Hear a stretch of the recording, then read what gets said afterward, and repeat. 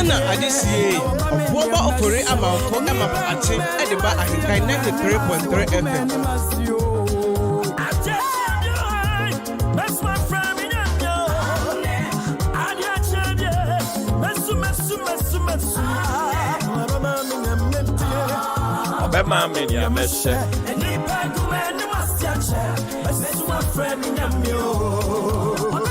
Any pagui was yet. I was sassa for Radi Penna no pay anumra yesu freno. And you no pay as my baby sound as a wine and a twapin in your usu freno. Yawa bema be as ye switch and when you need you back. On only wine, on only a safra Radi. Debia me catcher say, Donipa, nemum suronipa.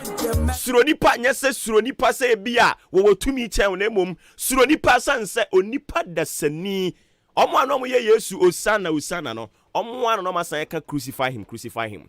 And it is a wo po bia ko asema kire no mane nya awurade mane nya nipa enipa wonye amenkwa homa ne so mra ye wi ebeto aso papa otimi kan no payi me mo ache ye me o apumbo ko de nyame adom ye de radia se wada roma ne ewi mu bobre sen eneko yo ma minchia wotifo nyima na ne ewi mu bobre no yemfa emfi mpoano coastal areas na meche aflau kita tema ada nkran ha so pon Cape Coast akrade azin akwa ne patem no anape ewiembe kusu kakra ebe partly cloudy ewiane ano ensheda enye dembebre ewiemo so no ka kudina 29 degrees Celsius na mabobodi ne nso ento wasania afi yenko northern portions of the country tamale yendi wale na Brongo, Sabalugu, Bogatanga, Sandema, Nenempatemo, and a pay Ewimbe Kusukakra, a hoso, Ewianano, and said that near Dimbebri, Ewimotion, the Bejina 30 degrees Celsius. Na Echo Ewimono, Damangone, Nalerugu, Ebenya Zukakra, Obenya Slight Rain, and said that near Dimbebri. After about inland areas, no, Namiche Sunyai, Obuase, Kumasi. Tampote chima bono nenempatemo no ewiemu ekobe tu no nso ne bepetepete kakra bi bepete kakra slight rain ema ewiemu show beka kudina 30 degrees Celsius now by eastern portions of the inland areas na asamanka say kuforodua akimodan aboabo asani achianse kede across suedo ne nsabane nempatemo no Ewimbe kusu anape ema ewiemu show beka kudina 30 degrees Celsius ni amabobodi nso no ne nso ento wasania no nti ne ewiembo brand no. All right papa ma ye nasi bebre yo okay and inti papa ni clerk and ye ne kwatwetwe nkomo all the way from Ghana Meteorological Agency womo atena ye kasiem sima aduanan enson ena abapa no pa no nsia eho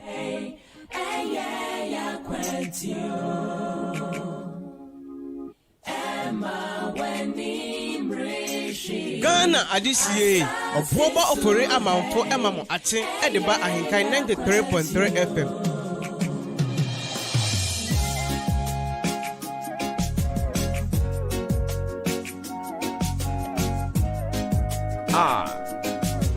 Pam aba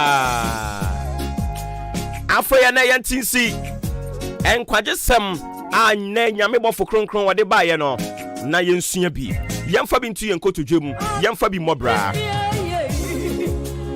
ene nyame nkwaje nsem wode baaye obofo osuma ne mane baaye no obofo nani abre obofo ne wra ho ne ho bibisa ne so obofo kronkron asemben ya ose ye wa kwantu bitu heaven is our home. Heaven is our home. Katre wunya baby owo bia se minua heaven is our home. Osoro eni yemfie. Osoro ni yemfie. Asase we so ne de we are just passing through. We are like a passengers. Omo aduru eye lorry station. Uduru ho no na wo hwe o mabrabo ne niam omo ya atimi sankrofo yi aha wo mo nche wa ha. Nanso so de ne ya na yehunu asase so ye tu kwan kekewu but the question is enyoma ben ya na yehunu.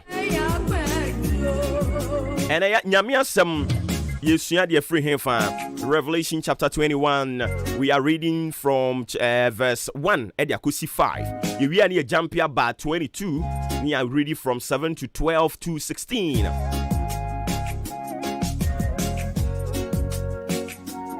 Nyame bofo ba ene se men science su bie mu ma wo. Se ready adwuma no odi beja ho. Amanyo sem na wo ye no odi beja ho. Suku no a wakwa no odi beja ho.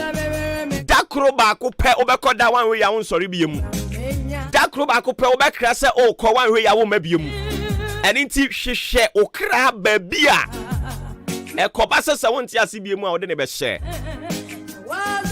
And I don't pay me before buying what the I am share na de buy. Obisa say na den na me marry the free one ho. Eye me man mu bi say asasi so one more tena bi afebo. Na fe wo say wo twa neoma de akere. O re say de nipa edi bone, enipa tu agu bone so say yi emoa ntetia atu agu asikire so. Say ne nipa tu agu sikadie basa so. Say ne nipa tu agu adwaman so. Say ne nipa tu agu neoma bone a ebema okra oda yemu na yira. Na fe obofo de mo hyehye no. E na o say ne agye. Nye ene Yankopon de ba ye nie. And it's web your Bible na me pacho ye mu rem ni ntie ne ne Bible no e wode ma me no mi no. Revelation chapter 21, we are reading from the verse 1 and yakusi 5. Now I say be Revelation chrono 22. Be 7 no. Akokopim 16 fa de se ho. Ye ba ho sisi ya. Osi osoro foforo ne asase foforo. A new heaven and a new earth. Osi, and I saw why nyame bofo and anam John so eka say osi, and I saw a new heaven and a new earth, for the first heaven and the first earth were passed away, and there was no more sea. And I, John, and I, Obuoba, saw the holy city, New Jerusalem, coming down from God out of heaven, prepared as a bride adorned for her husband. 3. And I heard a great voice out of the heaven, saying, Behold, the tabernacle of God is with men, and he will dwell with them. And they shall be his people, and God himself shall be with them, and be their God. 4. And God shall wipe away all tears from their eyes, and there shall be no more death, neither sorrow nor crying, neither shall they be any more pain, for the former things are passed away. After yen jumping in 22 no. 22 na hon and 71 no. 22 so wasa obo. Wasa obo se Nyankopon ye wadom. Na wutimi ti ase say osuru ye ufie eninti visa I was what they call first say with tribo beka say na Nyankopon abo nipa na oso de ye ko ba bia wote a no so no e was say me kokko ye ho adwuma na. Yes, you got to work on that. You got to work for that. If you don't know, I mean can't tell, because momo asase so akwantu okura no say mu tu kwan mo ko US, mo ko Italy, mo ko Canada, baby mo ko bia no mo pe visa ansa na mako ho. How much more Nyankopon ho. And in TTA Bible no say behold. So we di kan so oba wie, we di kan ka tell say osoro foforo ne de owuo ni ho, osoro foforo ne de yare ni ho, osoro foforo ne de amane ni ho, na ntintwitwa adwaman se politician atu agu Ghana sika so na omudi ne fe omama Ghana fo ma ho kire wom enipa deda monten enya aduane ni na so so emu MP fo etibi nya nyansa si yenkonko ba bosia 28 million ye de koye den a ye de koto car e de abefa kwan fo no a wo mo ankasa omompa ye no ye san koto car de abefa kwan fo ne so na san sei ni asan kwakoji another bosia ni asan de kwakota car no enei Nyankopon asem se men kan kire wo se e wo soro foforo mu ho no ensem hunu sei ebi ni ho e wo soro foforo mu no asisie sei ebi ni ho na mom so be ko soro foforo ni mu bia tie me na no payi.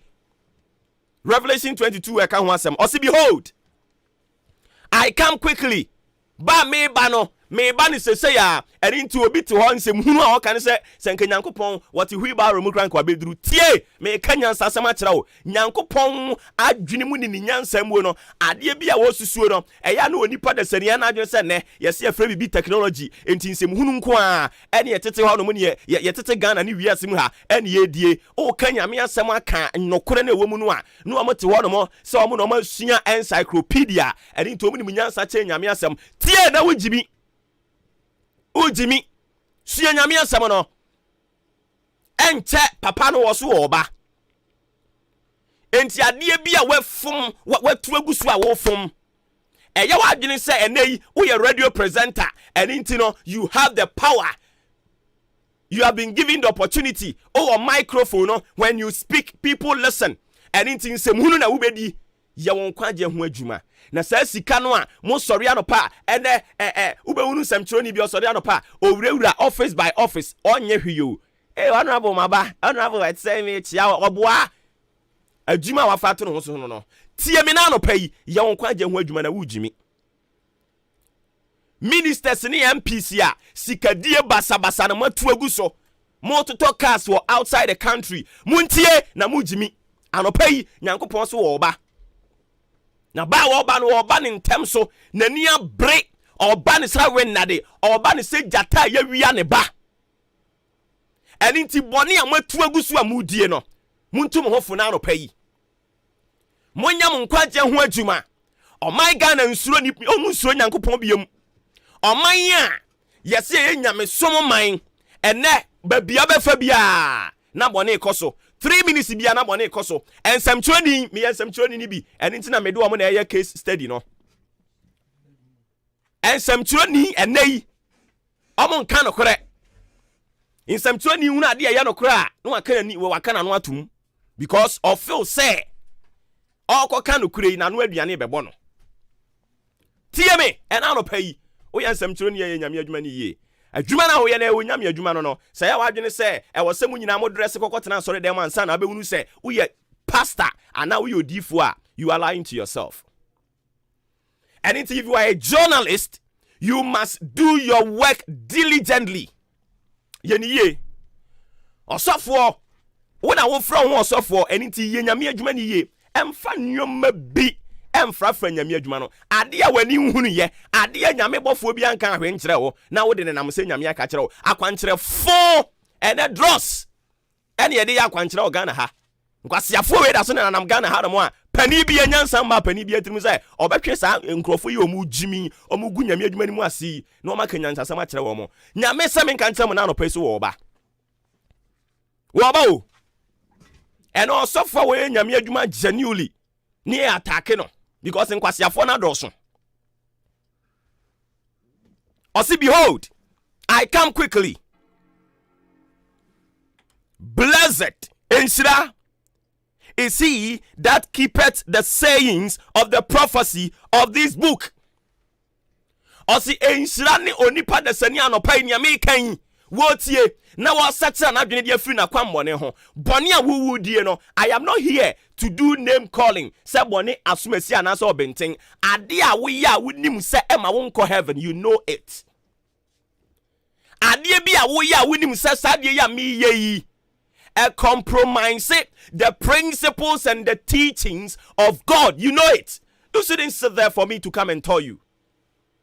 You call yourself a malam and ansem hunu and a wudie Quran no sa oken kan ya malam no esu adwuma na wo ye no malam de nka wo yo chirichiri ni wo chire Quran ene mo so mo de Quran no edin sem hunu mu bu nkrofo mfa so tie nyankopon se men kan kire wo na no pai se wo ba na ba wo ba no ani eden so na enhyira ne wo mo ansem a me kan ne na no pai wo mo betie ne wo madwane afiri o makwammone so ena no John the Baptist wo kogina simpie so na ne me ye wo ye bi enipa kakra bi ne tie no anopai minim se nipa kakra bi ne betie me o ye driver din obia titi ni mowire mu atoka o ka asa brabo no eye simple boss a nka won kaka no nto be 3 uni no kura ma no sales e wasa we ye okura no akotwa ne ntro ena adwuma ma na ne aka ro de ase usu ase tie nyankopon so wo ba ne ntam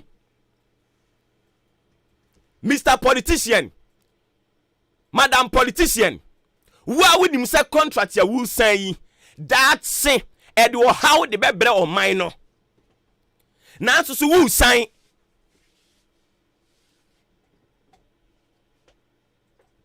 security man. Why would him say what Juman say was a company no buying? Would him say what Juman say was a Ghana mine ho buying? And now what jai?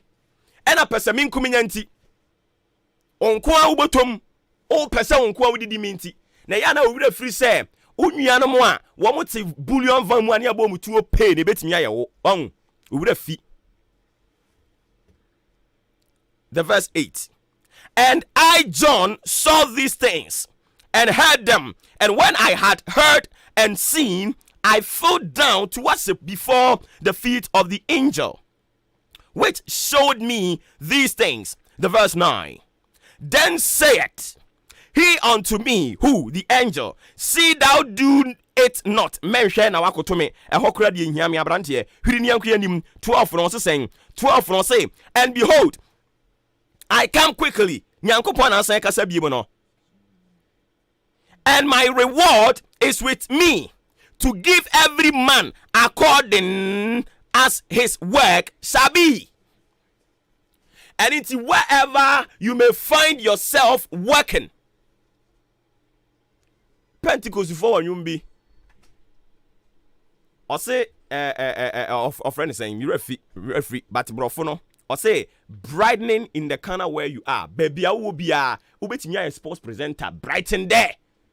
And that boy say, yes, chronosim betting. That's what mine be. I say every fears of this country are bloated. What do I call equal to a problem? Wahala day. What do I call sports? Wahala day. Baby, I don't have wahala day. Any pa be we are saying and saying, bonne no, just say, yes, so simple. Bonne is so simple. And a with a hope. 13 no, me we media you. Supposed for no mom right. I say, I am Alpha, where a Yankopon say, and Omega, the beginning and the end, the first and the last. Asasiane wie Nyankopon no 14 no. Blessed are they niami kan ensirane wo mo a that do his commandments, that they may have right to the tree of life, and they may enter through the gates into the city. For without are dogs and scourges and whoremongers and murderers and idolatress, and whosoever loveth and maketh a lie. And then he can try on and then the last verse. And the spirit and the bride say, come, and let him that heareth say, come, and let him that is a test come, and whosoever will, let him take the water of life freely. And then Yankopon said, "Maakye where you know, where we are majuma.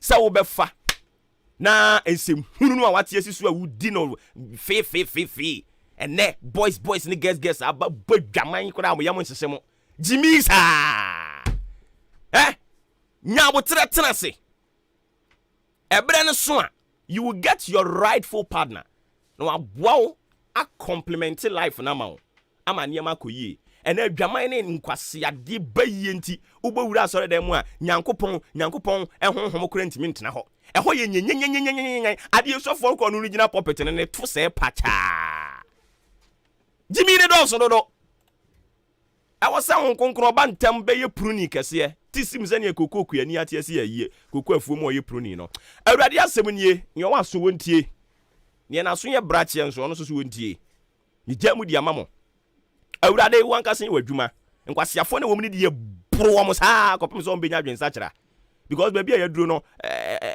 was ye ni bre or see after the death of John the Baptist the kingdom of God suffered violence and it is only the violent that shall take it.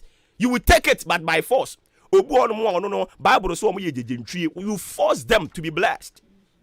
Nyame asemo no ene ye de abre wo no awurade adom nya kese mfa ma wo No one concon, no one kasa. I don't need to. I'm a ready on. All right.